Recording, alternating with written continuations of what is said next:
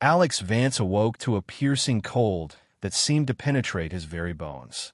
His body ached as consciousness returned in waves, each bringing with it fragments of memory. Fire, screams, the deafening roar of alien weaponry. His eyelids felt heavy, but he forced them open, blinking against harsh blue light that illuminated a sterile chamber unlike any human architecture he'd ever seen. The walls gleamed with a metallic sheen that seemed to ripple with subtle patterns when he moved his head. He tried to sit up, only to discover his limbs were restrained by translucent bands of energy that hummed with power. A wave of panic surged through him, quickly followed by the cold, hard realization of what had happened. Earth had fallen.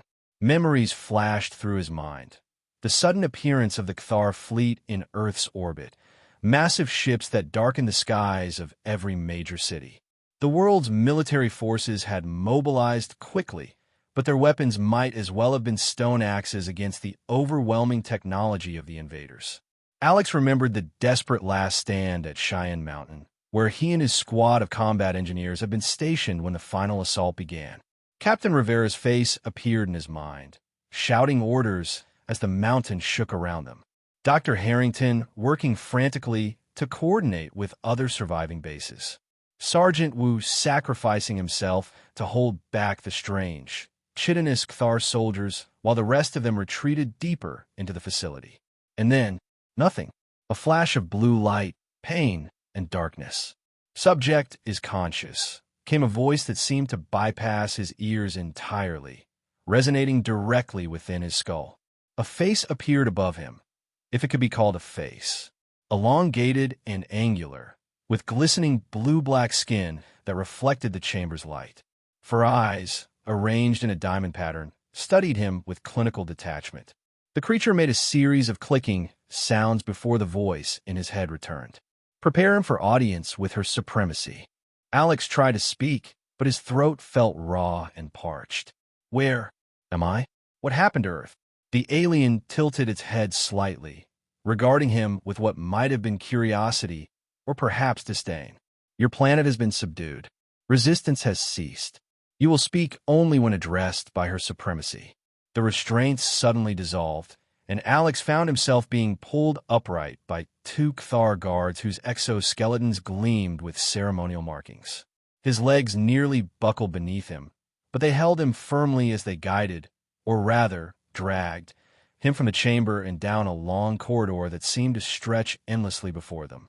The hallway opened into a vast chamber that defied human architectural understanding. The ceiling arched impossibly high, with floating orbs of light illuminating the space. At the far end, elevated on a dais made of what appeared to be liquid metal frozen in mid-flow, sat a figure that commanded immediate attention. Unlike the other Cthar Alex had seen, this one was massive, easily 9 feet tall, even seated. Her exoskeleton was iridescent, shifting between deep purple and midnight blue with subtle patterns that seemed to move of their own accord. A crown-like structure extended from her head, and 6 slender arms were arranged in perfect symmetry around her torso.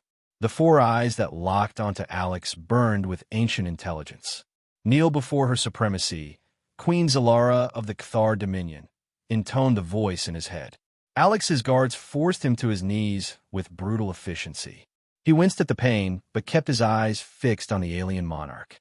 "So this is the human warrior," said Queen Zalara, her words bypassing language altogether and manifesting directly in Alex's consciousness.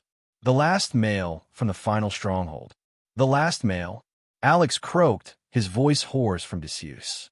A sound like crystalline wind chimes filled the chamber. Zalara's laughter. "Your species fought bravely, if ineffectually. Most males of fighting age perished in your futile resistance. The survivors have been cataloged and distributed throughout the Empire for study and labor."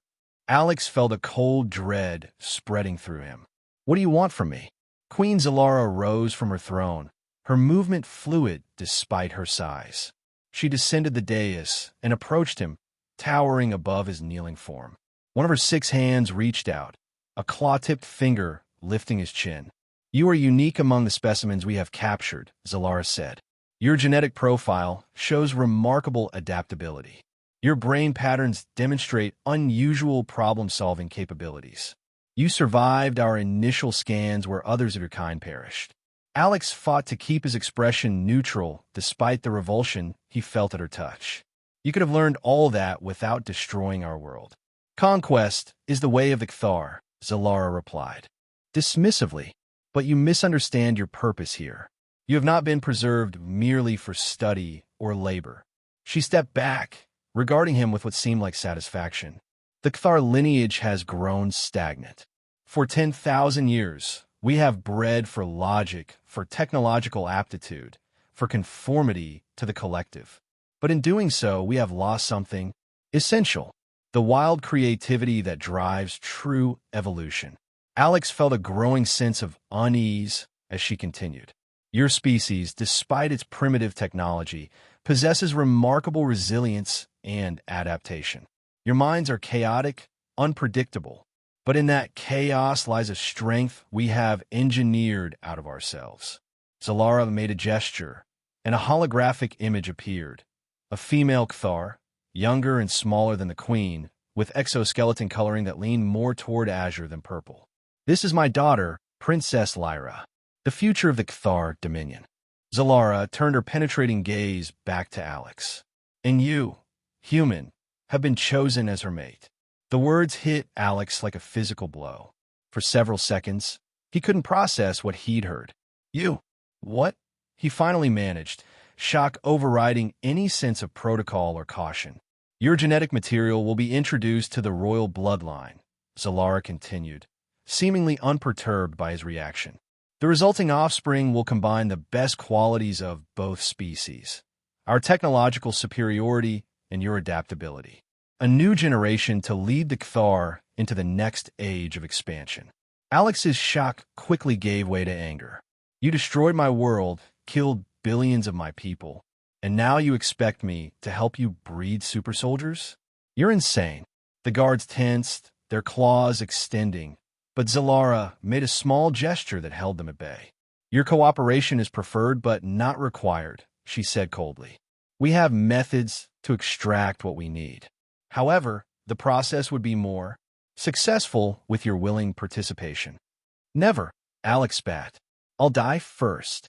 Queen Zalara's four eyes narrowed slightly. That option remains available to you. But first, you will meet my daughter. Perhaps she will be more persuasive. With another gesture from the queen, Alex felt himself being pulled to his feet and marched from the throne room, the ominous words echoing in his mind. The quarters assigned to Alex were a stark contrast to the cell he'd awakened in. Spacious and adorned with what appeared to be luxury items from various conquered worlds. It might have been called opulent, if not for the obvious surveillance devices and the energy field that shimmered faintly across the entrance. A gilded cage, but a cage nonetheless. The furniture, clearly designed for human comfort, suggested this space had been prepared in advance. Alex wondered with grim humor if they'd had a casting call for human breeding stock before settling on him. For 3 cycles, he refused to call them days when he couldn't even see if there was a sun outside. Alex explored every inch of his prison, searching for weaknesses in the security systems. Each attempt to probe the energy field resulted in a painful shock that increased in intensity with each successive try. The Cthar attendants who delivered sustenance, gelatinous cubes that tasted vaguely of human food, but with textures that made him gag, never responded to his questions. On the 4th cycle, as Alex was contemplating whether he could fashion a weapon from the leg of an ornate table, the energy field across the entrance rippled and deactivated. 2 Cthar guards entered, their posture rigid. The princess requires your presence, the voice echoed in his head. You'll be respectful or you'll be disciplined. Alex considered resistance, but decided against it. Better to conserve his strength and gather more information. He allowed himself to be escorted through a series of corridors that seemed designed to disorient, with gravity that subtly shifted and lighting that changed without apparent pattern. They arrived at a vast chamber that appeared to be some sort of observatory. One entire wall was transparent, revealing a vista of stars, and, in the distance, a blue-green planet that Alex recognized with a pang of anguish as Earth. His home, now under alien occupation. In the center of the chamber stood Princess Lyra. She was smaller than her mother, perhaps 7 feet tall, with a more slender build. Her exoskeleton gleamed with the promised azure hue, with delicate patterns that reminded Alex of circuitry etched across its surface. Unlike the Queen's 6 arms, Lyra possessed only 4, currently folded in what might have been a contemplative posture. Her head crest was less pronounced, but more intricately designed. "Leave us," she commanded, and the guards bowed before retreating. For a long moment, neither spoke. Alex studied the alien princess, looking for any sign of what she might be thinking. Her 4 eyes studied him with equal intensity. "You are not what I expected," Lyra finally said, her words appearing in his mind with a different cadence than the Queen's, lighter, less imperious, though still alien. "Sorry to disappoint," Alex replied, unable to keep the bitterness from his voice. Lyra made a gesture that might have been the Cthar equivalent of shaking one's head. It was not a criticism, merely an observation. She moved toward the transparent wall, gazing out at the stars. "I have studied your species extensively, your literature, your history, your biology. But specimens in laboratories and data in archives cannot capture the essence of a living being. Is that what I am? A specimen? To my mother, perhaps." Lyra turned back to him. "To me, I am uncertain."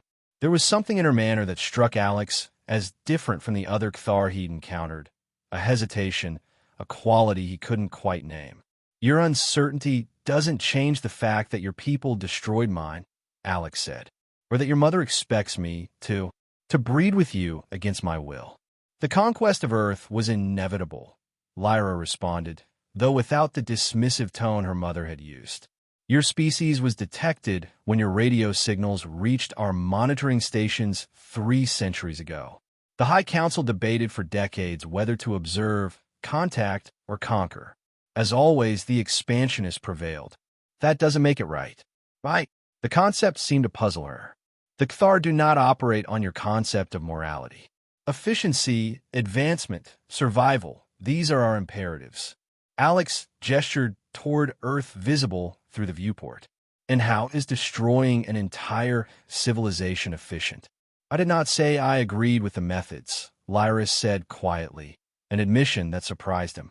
"There were those who argued for assimilation rather than subjugation. They were overruled." She approached him, moving with a grace that belied her alien form. "As for the breeding program, I share your reluctance." Alex hadn't expected that. "You do. I'm a scientist, not a brood mother," Lyra said, with what might have been a trace of bitterness. "My research focuses on xenobiology and cross-species communication. This role was not of my choosing."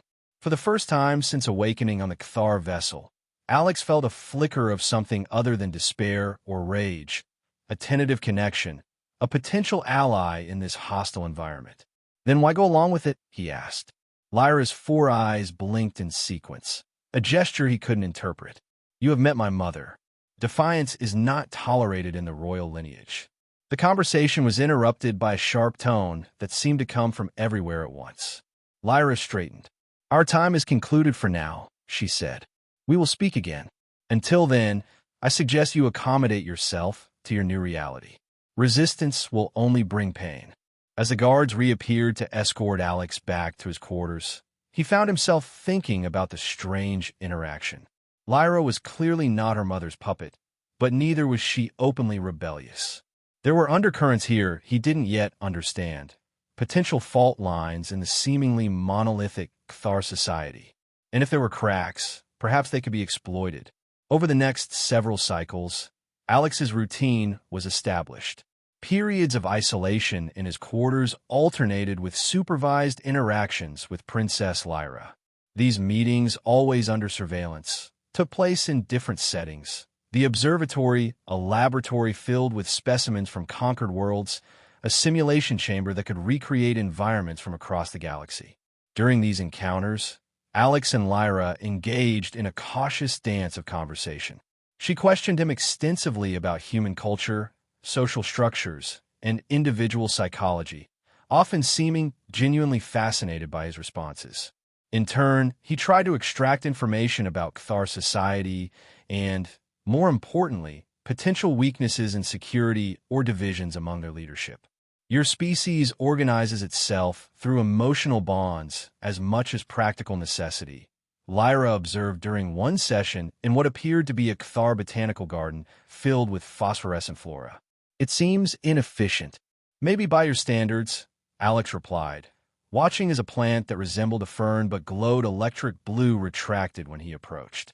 But those bonds give us strength your people might not understand. Humans will sacrifice themselves for those they love. Will fight harder, think more creatively, endure more suffering. Love. Lyra repeated the word as if testing an unfamiliar concept. Your literature is saturated with this emotion, yet the neurochemical processes behind it seem relatively simple. Alex shook his head. There's nothing simple about it. Science can tell you what happens in the brain, but not what it feels like. To care so deeply about someone that their happiness becomes more important than your own. Lyra's head tilted slightly. Such attachment would create vulnerability. It also creates strength, Alex countered. Your mother thinks humans are chaotic and unpredictable. She's right. But that chaos comes from passion, for good or ill. It's what drives us to create art, to explore, to dream of better worlds. Something shifted in Lyra's posture, a subtle change he was beginning to recognize as interest or contemplation. Perhaps this is why she selected you, Lyra said. You articulate these concepts with unusual clarity. Or maybe I was just the last man standing, Alex said grimly. Their conversation was interrupted by the arrival of a Cthar official whose exoskeleton bore markings Alex hadn't seen before, intricate patterns in silver against deep green. Princess Lyra. The newcomer addressed her with a formal bow. The Empress requests your presence in the High Council chamber. The first phase of testing for the human subject has been arranged.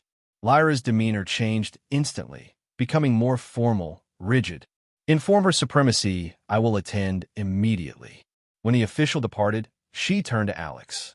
It appears my mother's patience wears thin. Prepare yourself, human. The Cthar do not test for comfort or convenience. The following cycle brought the first of Queen Zalara's tests, a trial by physical endurance. Alex was escorted to a massive chamber that had been configured as a combat arena. Various obstacles and hazards filled the space, and at the center waited a Cthar warrior whose exoskeleton bore the scars of countless battles. To prove your genetic worthiness, Queen Zalara's voice echoed through the arena. You must demonstrate survival capability against a superior opponent. You need not win, merely survive for one full-time unit. Alex had no idea how long a time unit was in Cthar terms, but the meaning was clear enough. He was expected to last against a trained warrior whose species was naturally stronger, faster, and protected by a biological armor he lacked. From an observation platform high above, he glimpsed Lyra watching, her posture tense.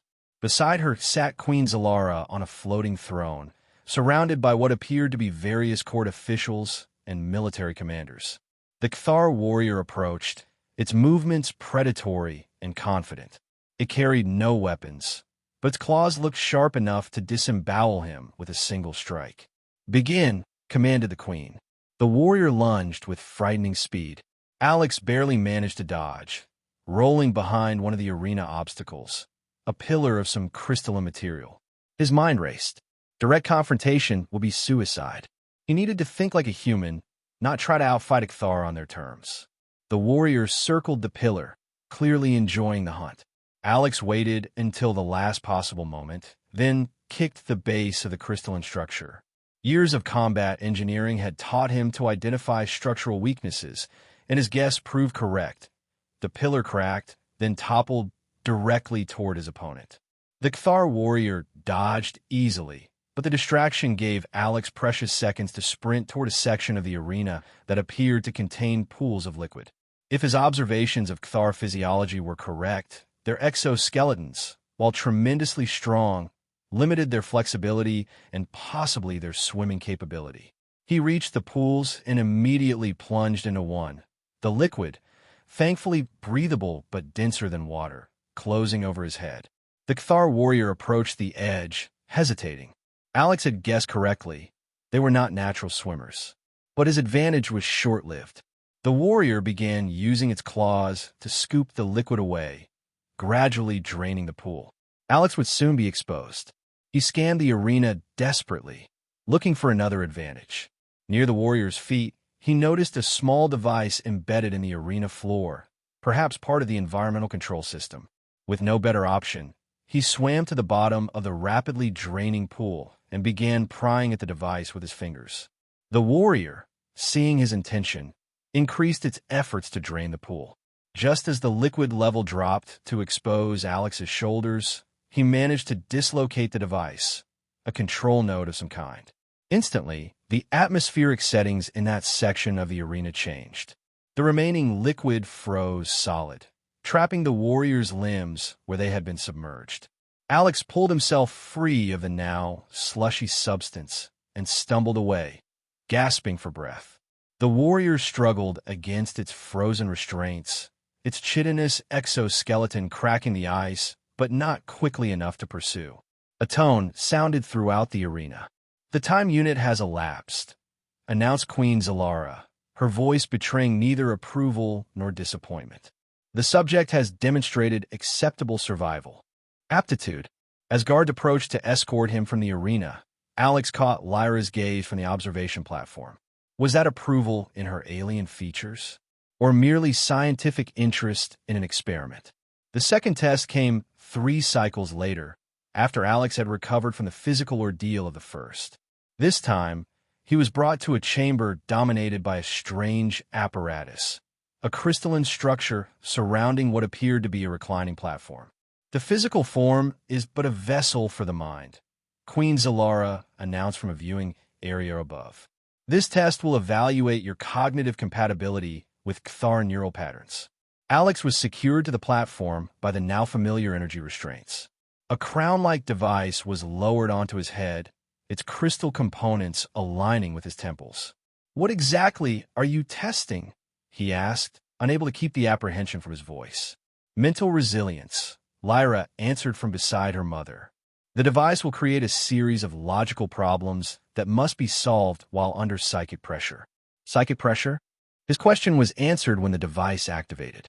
Immediately, Alex felt a presence in his mind, cold, analytical, and overwhelming. It wasn't just presenting problems. It was actively attempting to suppress his emotional responses, to force his thought patterns into rigid Cthar structures. The first problem appeared in his mind's eye, a complex 3-dimensional puzzle involving quantum probability. But solving it wasn't the real challenge. The struggle was maintaining his own thought processes against the machine's attempt to reshape them. Alex felt himself beginning to lose the battle. His thoughts became increasingly linear, emotionless, alien. In desperation, he reached for memories with strong emotional associations. His childhood home, his first love, the camaraderie of his military unit, the devastating beauty of Earth's last sunset before the invasion. Each memory was a lifeline, pulling him back from the brink of mental conformity. He clung to them, using the emotions they evoked to fuel his assault on the puzzle. Rather than approaching it with pure logic as the machine demanded, he used intuitive leaps and creative associations. One after another, he tackled the problems presented, each more difficult than the last.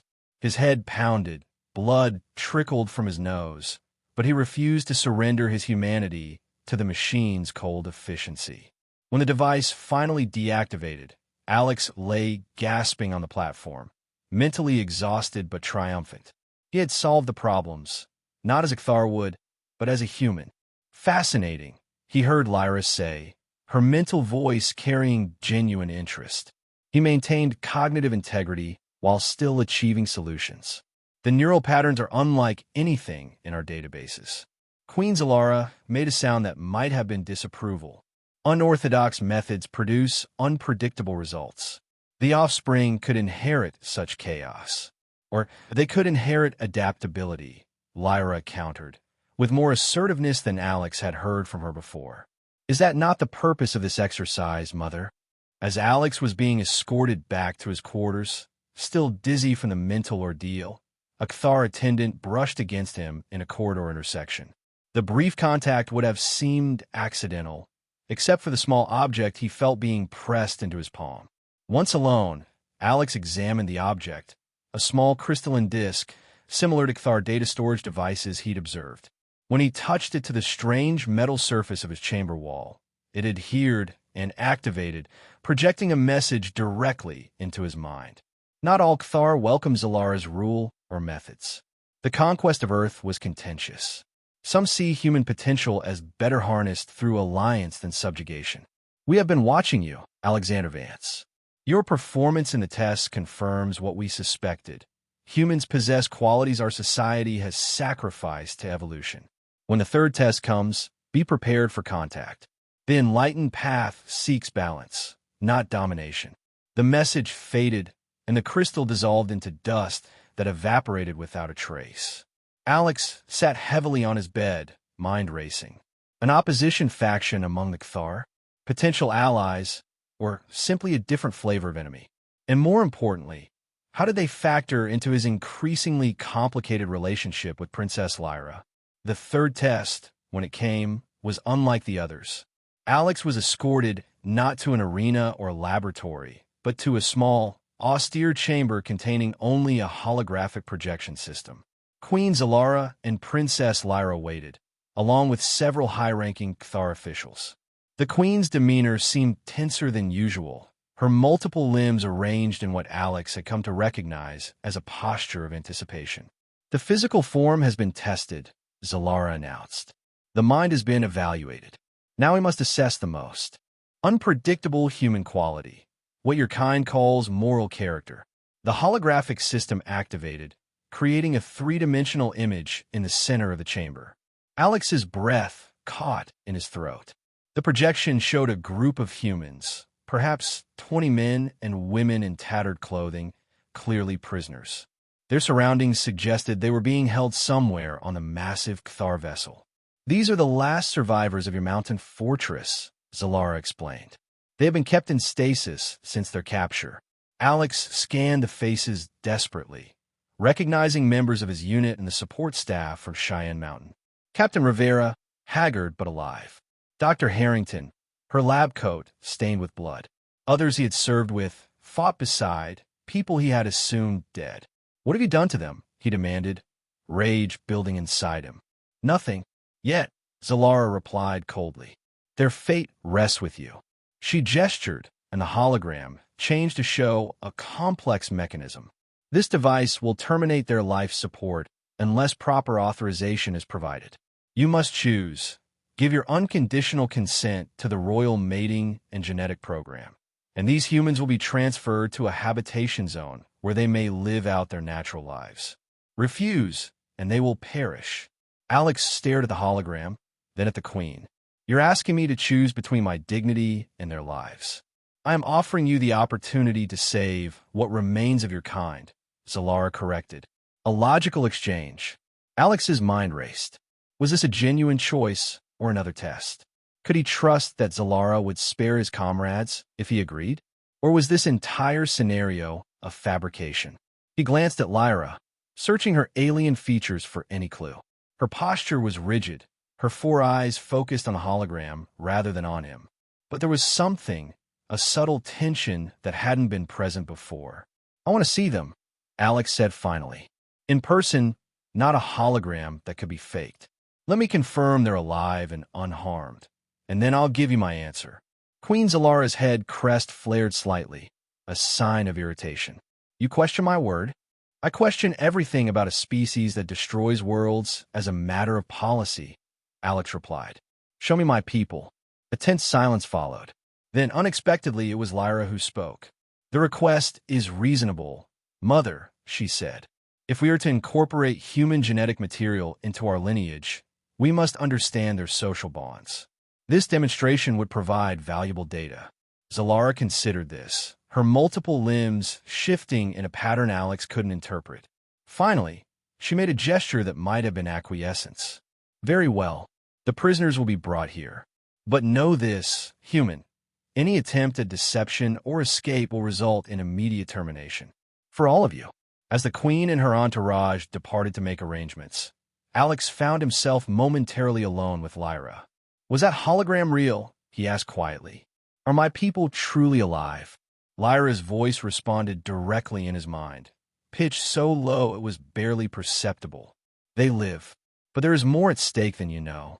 When you see them, watch for the sign of the enlightened path. Before he could question her further, the chamber door opened, and guards arrived to escort them to another location. Alex's mind whirled with possibilities. Was Lyra working with the opposition faction? Had she always been, or was this a recent development? And most importantly, could he trust her? The prisoners were brought to a larger chamber, one Alex hadn't seen before.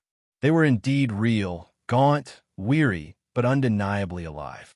23 survivors from the mountain base, all that remained of the last organized human resistance.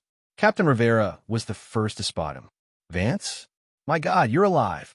The guards permitted no physical contact, keeping Alex separated from his former comrades by an energy barrier.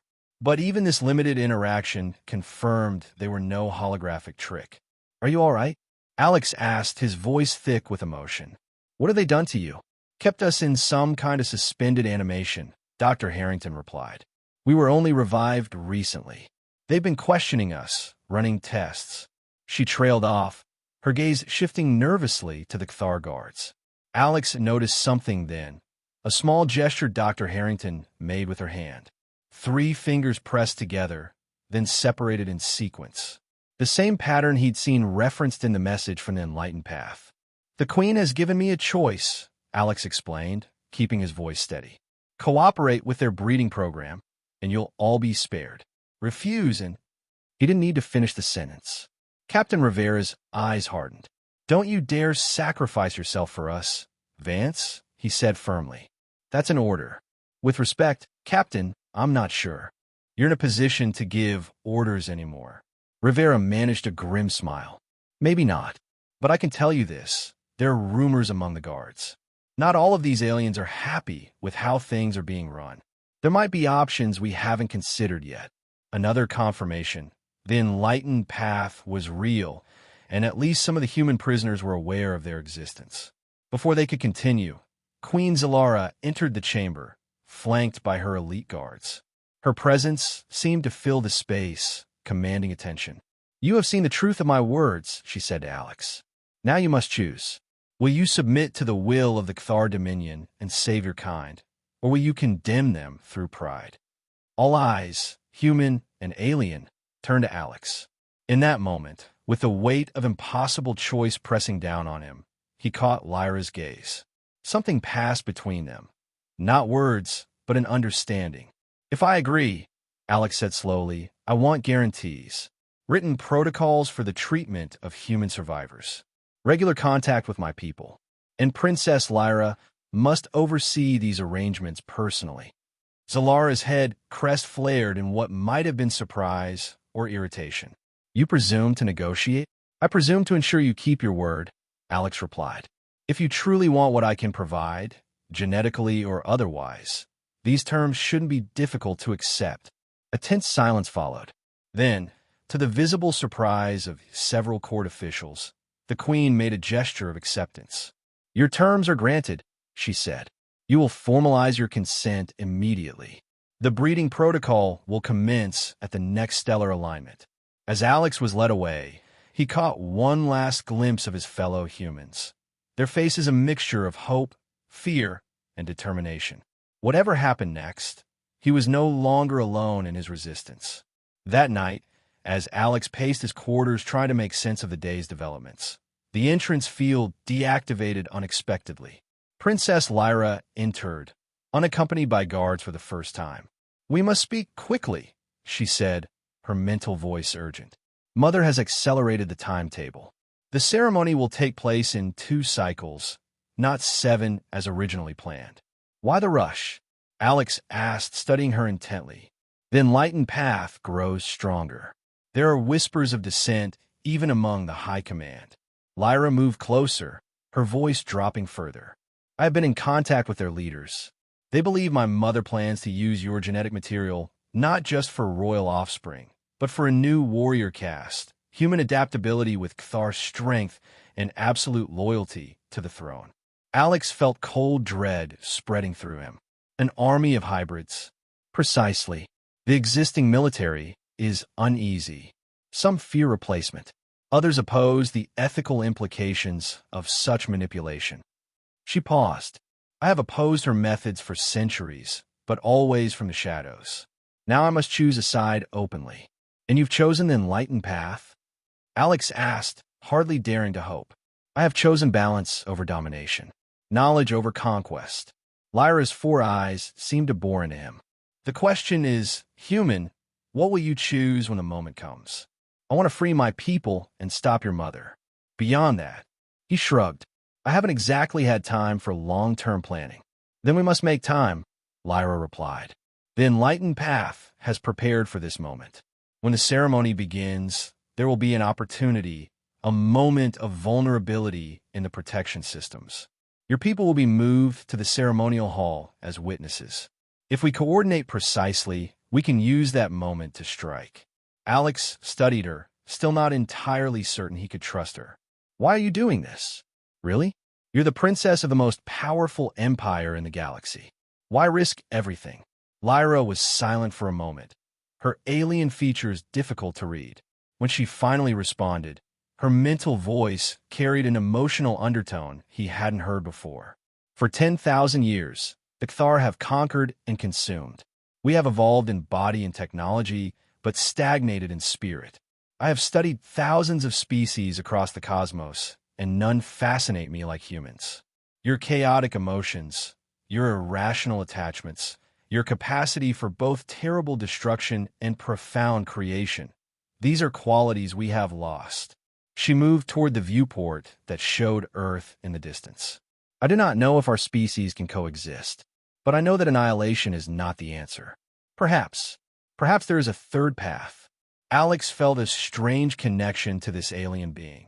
Not romantic or even truly friendly, but recognition of a kindred spirit trapped by circumstance and seeking change. Then let's find that path, he said. Together. When the day of the ceremony arrived, Alex was prepared, as much as anyone could be, for an alien royal wedding that doubled as a revolution. He was dressed in elaborate garments that combined Kthar design with apparent concessions to human aesthetics, resulting in an outfit that would have been comical under less dire circumstances. The ceremonial hall was vast, its architecture defying human understanding. Crystalline structures that seemed to float without support. Pools of luminescent liquid cast ethereal light across the gathered Kthar nobility. Hundreds of the aliens stood in formation, their exoskeletons polished to a mirror shine and adorned with insignia denoting rank and lineage. Alex was escorted to a central platform where Queen Zalara already waited, her massive form draped in ceremonial regalia that amplified her imposing presence. Beside her stood several high officials, including the military commander whose green exoskeleton had caught Alex's attention previously. The human approaches, Zalara announced, her voice resonating through the minds of all present. Today marks the beginning of a new era for the Kthar Dominion. Through this union, we will harness the chaotic strength of humanity and forge a lineage that will rule for 10,000 years more. Alex scanned the chamber as subtly as possible, locating his fellow humans, still under guard, but present as promised. Captain Rivera caught his eye and gave an almost imperceptible nod. They were ready. Princess Lyra entered from a separate doorway, her approach marked by a strange, haunting music that seemed to come from the very structure of the ship itself. Her ceremonial attire was even more elaborate than the Queen's, layers of what appeared to be living metal that shifted and flowed around her form. But what caught Alex's attention was the small crystal embedded in the center of her head crest, identical to the one that had delivered the message from the enlightened path. The royal daughter comes to fulfill her destiny, intoned a Kthar officiant whose exoskeleton bore the marks of extreme age. Let the genetic bonding commence. As Lyra took her position opposite Alex, their eyes met briefly. The plan was simple but dangerous. When a ceremonial genomic scanner activated, it would temporarily disrupt the ship's security grid. In that moment, their allies among the Enlightened Path would deactivate the restraints on the human prisoners and provide them with weapons. Queen Zalara raised all 6 of her arms, and the central platform began to glow with pulsing energy. "Bring forth the genomic harmonizer," she commanded. A device rose from the center of the platform, an intricate mechanism of crystal and metal that hummed with power. This was the moment. Alex tensed, preparing himself. Lyra's posture shifted almost imperceptibly. The harmonizer activated with a burst of light that momentarily blinded everyone in the chamber. When Alex's vision cleared, chaos had erupted. Alarms blared throughout the ceremonial hall. The human prisoners were free, wielding Cthar weapons provided by members of the Enlightened Path who had revealed themselves. Captain Rivera led the charge, targeting the guards nearest to the exit points. "Treason!" Queen Zalara's mental voice thundered, filled with rage. "Seize them all!" But the expected reinforcements didn't arrive. The security systems remained offline, the work of Enlightened Path members who had infiltrated key positions throughout the ship. Lyra moved with startling speed, grabbing Alex's arm and pulling him away from the platform as her mother lunged for them. "This way," she urged, leading him toward a side chamber as battle erupted throughout the hall. Queen Zalara's furious roar echoed in their minds as they fled. "Daughter, you betray your bloodline, your species, your Empress." Lyra didn't look back. "I choose a different future, Mother, one not built on conquest and subjugation." They reached the side chamber, where 3 Cthar wearing the insignia of the Enlightened Path waited with what appeared to be transport devices. "The command center has been secured temporarily," one of them reported. "But Loyalist forces are regrouping. We must move quickly." "My people," Alex demanded. "Fighting their way to the escape vessels," Lyra answered.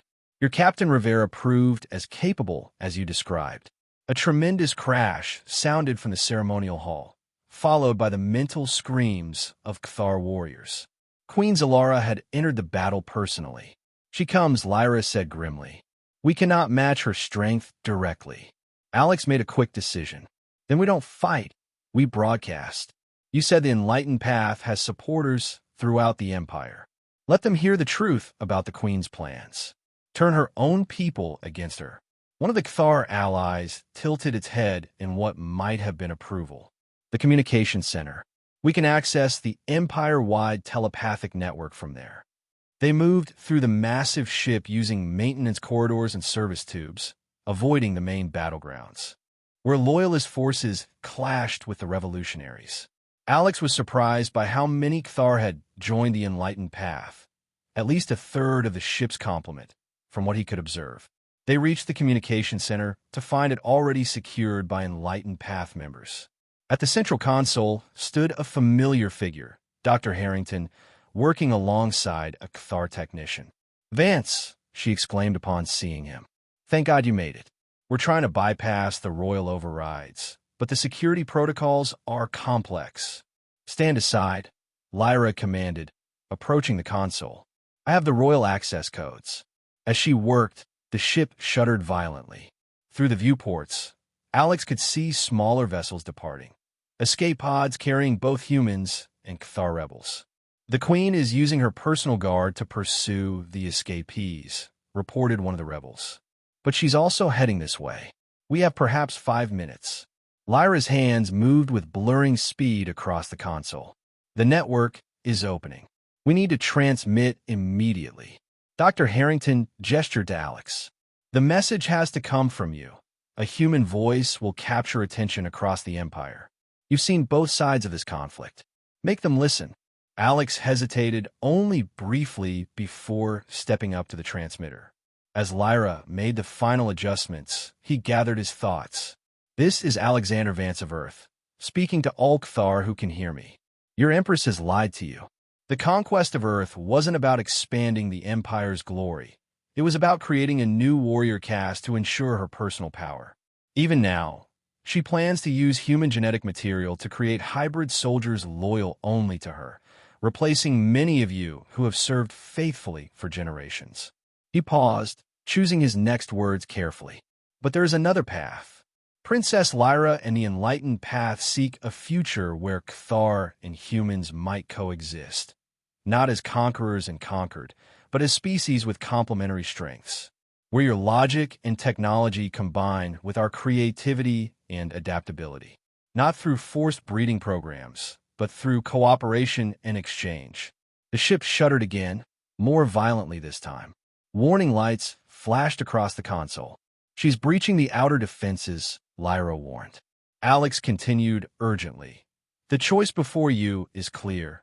Continue down a path of endless conquest that has left your society stagnant, or embrace change and the possibility of genuine evolution. Support Princess Lyra and the enlightened path. For the sake of both our species, help us stop Queen Zalara before. The doorway exploded inward. Queen Zalara stood in the shattered entrance, her exoskeleton scorched from battle, but her rage undiminished. 2 of her 6 arms held weapons that pulsed with deadly energy. You spread poison throughout my empire, she snarled, advancing into the chamber. A human slave and my treacherous offspring, preaching weakness to the greatest civilization in the galaxy. Enlightened path guards moved to intercept her, but Zalara dispatched them with terrifying efficiency. Dr. Harrington pulled Alex away from the console, seeking cover behind communication equipment. Lyra stood her ground, facing her mother directly. It's over, Mother. The transmission has reached every corner of the Empire. Already, reports are coming in of Cthar ships declaring for the enlightened path. Your reign is ending. Nothing ends while I live, Zalara hissed, leveling her weapons at Lyra. If my bloodline turns against me, I will sever it and begin anew. Alex couldn't let it happen. Without thinking, he lunged from cover, tackling Lyra aside, just as Zalara fired. The energy blast missed them both but struck the primary communication array, causing a cascade of explosions throughout the chamber. Chaos erupted. Emergency containment fields activated as sections of the outer hull were compromised. The ship's artificial gravity fluctuated wildly, sending everyone tumbling in different directions. Alex found himself separated from Lyra, pinned behind debris as the chamber depressurized partially. Through the swirling chaos, he saw Queen Zalara advancing on her daughter, who lay wounded near the destroyed console. Your revolution dies here, the queen declared, raising her weapon for a killing blow. In that moment, Alex made a desperate gamble. The ship's damaged systems had created areas of unstable gravity. He pushed off from his position with all his strength, using the fluctuating gravitational fields to propel himself directly at the queen. He collided with her massive form, disrupting her aim. The weapon discharged, but the blast went wide, striking a power conduit. A blinding flash of energy erupted, and the floor beneath them gave way. Alex, Lyra, and Queen Zalara plummeted into the engineering level below. Warning klaxons blared throughout the ship, announcing critical system failures. The vessel was dying. When Alex regained consciousness, he found himself in a massive chamber dominated by what appeared to be the ship's primary power core, a swirling vortex of energy contained within crystalline structures. Emergency lighting bathed everything in pulsing red. Nearby, Lyra was pulling herself to her feet, her exoskeleton cracked and leaking a luminescent fluid. And approaching them both was Queen Zalara, one arm hanging uselessly, but her rage undiminished. You have destroyed everything, she accused, her mental voice laced with fury. Centuries of planning, the future of our species, all for what? Some misguided notion of cooperation with lesser beings. It was your hunger for power that brought us here, Mother, Lyra replied. I only sought to restore balance to what we have become. A violent tremor shook the chamber. Through shattered viewports, Alex could see escape vessels still departing from the stricken flagship. The primary containment field is failing, Lyra explained, sensing his question. When it collapses, the power core will create a localized spatial rift. Nothing within 500,000 kilometers will survive. Queen Zalara laughed bitterly. Then we die together, daughter. You, Me, and your human pet. There's still one functional escape pod near the auxiliary engineering bay, Lyra countered. We can reach it if we move now. Another explosion rocked the ship, sending them all staggering. A support beam crashed down, narrowly missing Alex but further blocking their path. Queen Zalara studied them both, her 4 eyes narrowing. One pod, forth 3 beings. A final test of worthiness, perhaps. She lunged without warning, her remaining weapons raised. Alex dove aside, but Lyra met her mother's attack directly, their forms crashing together in a blur of movement too fast for human eyes to follow. While the Royal Cthar fought, Alex searched desperately for a way to help. His gaze fell on a control panel marked with symbols he recognized from his time observing Cthar technology. Emergency override controls. As Lyra and her mother grappled near the failing containment field, Alex reached the panel and activated what he hoped was the right sequence. A secondary force field sprang into existence, separating him from the battling Cthar, but also stabilizing the immediate area around the power core. Lyra, he called out. The field won't hold long. We have to get to the escape pod. The princess glanced toward him, momentarily distracted. Queen Zalara seized the opportunity, striking with brutal force. Lyra collapsed, blue ichor flowing from multiple wounds. Your human calls for you, daughter, Zalara mocked. Such concern for an alien being. Such weakness. Lyra struggled to rise. Not weakness, evolution. The capacity to value life beyond one's own kind.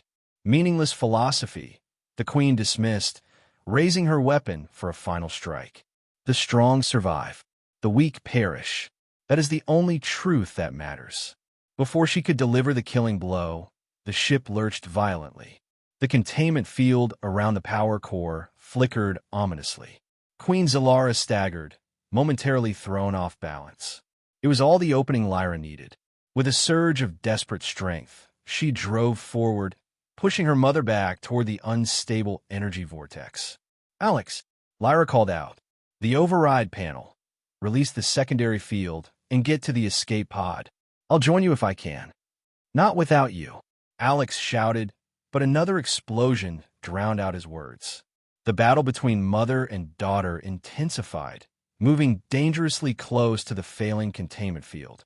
Queen Zalara, sensing her disadvantage near the unstable core, fought with increasing desperation. You would sacrifice everything, your heritage, your throne, your species, for this human? She demanded.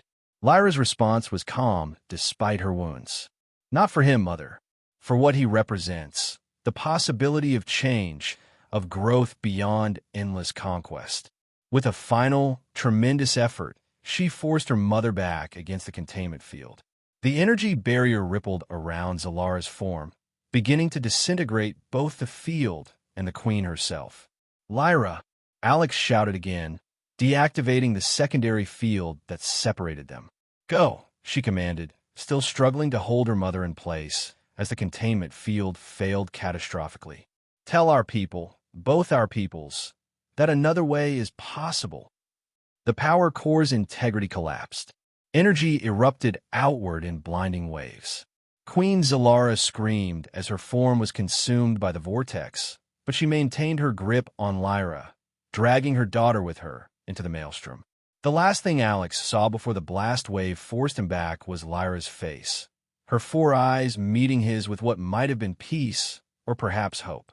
He ran, through collapsing corridors and past failing systems, driven by the knowledge that Lyra's sacrifice would mean nothing if her message died with the ship.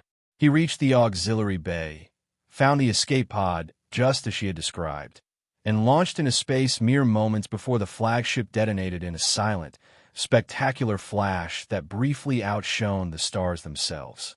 The shockwave caught his small vessel, sending it tumbling through space. As emergency systems stabilized its trajectory, Alex watched through the viewport as the remnants of the Cthar flagship dispersed across the void, carrying with them the remains of a queen, a princess, and an era. 3 days later, Alex's escape pod was recovered by a Cthar vessel bearing the newly adopted emblem of the Enlightened Path. He was welcomed aboard not as a prisoner, but as an honored guest, the human who had helped Princess Lyra change the course of an empire. In the ship's medical bay, he was reunited with the survivors from Cheyenne Mountain. Captain Rivera, his arm in a regenerative cast, but his spirit unbroken. Dr. Harrington, already deep in conversation with Cthar scientists about potential technological exchanges. Others who had fought alongside them, wounded but alive. It worked, Rivera told him, clapping his good hand on Alex's shoulder. Lyra's message, amplified by yours, reached throughout their empire. The military leadership was already uneasy about Zalara's hybrid warrior program. When they learned the truth, most of them declared for the enlightened path. And Earth? Alex asked, the question that had burned in his mind since his escape. Dr. Harrington's expression grew serious. The damage is extensive, Vance. Billions dead, ecosystems devastated. But it could have been worse. The Cthar occupation forces received conflicting orders during the uprising. Many simply withdrew rather than continue fighting without clear command. A tall Cthar entered the medical bay. The green exoskeleton military commander Alex had noticed at the ceremony.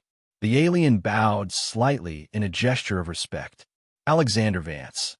The commander's voice echoed in his mind.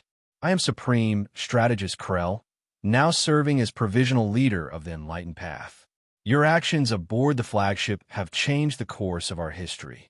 Lyra changed it, Alex corrected. I just helped amplify her message. Indeed, Krell made a gesture that might have been acknowledgement. Princess Lyra spent centuries laying the groundwork for this moment. Her research into human psychology convinced her that your species possessed qualities ours had sacrificed. She believed that together, we might forge something greater than either could achieve alone. Alex thought of Lyra's final moments, her courage in facing her mother, her sacrifice to ensure a future she would never see. What happens now? He asked. Uncertainty, Krell admitted. The Cthar have never known division or civil conflict. Some remote outposts remain loyal to Zalara's memory. Others await guidance.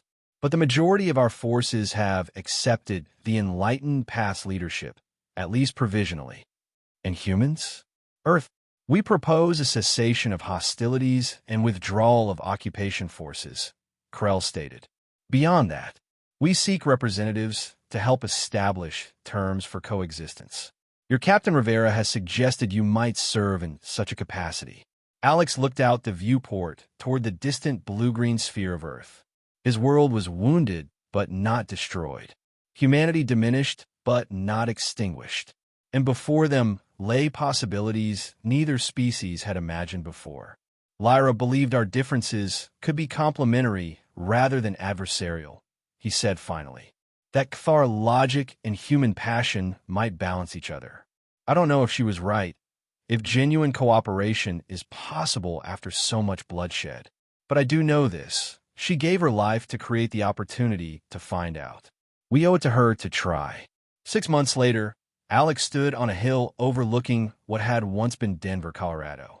The city was largely ruins, but among the destruction, signs of rebirth had begun to appear.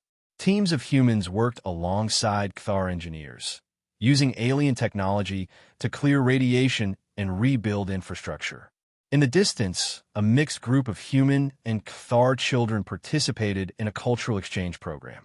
Captain Rivera, now General Rivera and Earth's primary liaison to the Cthar Provisional Council, joined him on the hilltop. Hard to believe how much has changed, Rivera remarked. 6 months ago, we were fighting for our lives. Now we're debating scientific exchange protocols and cultural sensitivity guidelines. Alex nodded, watching as a Cthar transport vessel landed nearby, disgorging equipment for the reconstruction efforts. The transition hasn't been easy for either side. There's still resistance, still suspicion. But progress nonetheless, Rivera insisted. The Cthar have withdrawn from 80% of occupied territories. Their medical technology has saved millions who would have died from invasion injuries. And the Joint Defense Initiative against the Hive Collective gives both species a common enemy to focus on. Alex had to admit the general was right. The path forward remained fraught with challenges, cultural misunderstandings, lingering hatred, reactionary elements on both sides. But with each passing day, the vision Lyra had sacrificed herself for inched closer to reality. The memorial ceremony is tomorrow, Rivera reminded him. The council is expecting you to speak. Alex had been avoiding thinking about it.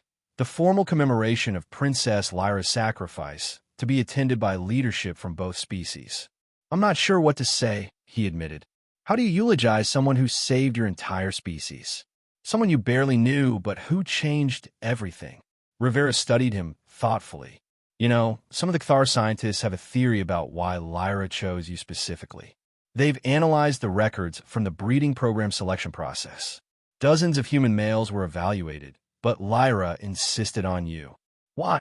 Your psychological profile, the way you approach problems differently than expected, your ability to maintain emotional connections even in combat situations. In their clinical Cthar way, I think they're suggesting she saw something in you that resonated with her own departures from Cthar norms. Alex considered this as he watched the sun setting over the altered landscape of his homeworld. He thought of Lyra's final moments, not just her courage, but the conviction that had driven her to sacrifice everything for a future she believed in. Tomorrow, he said finally, I'll tell them that Princess Lyra wasn't just a revolutionary or a visionary. She was the first of what both our species might become. Beings who can see beyond the limitations of their own kind, who can recognize value in difference rather than threat. She died so that humans and Cthar might learn from each other instead of destroying each other. As darkness fell, stars became visible above, the same stars that now held the possibility of cooperation rather than conquest, of shared knowledge rather than subjugation. Among them, somewhere, the atoms that had once formed Princess Lyra of the Cthar continued their cosmic journey.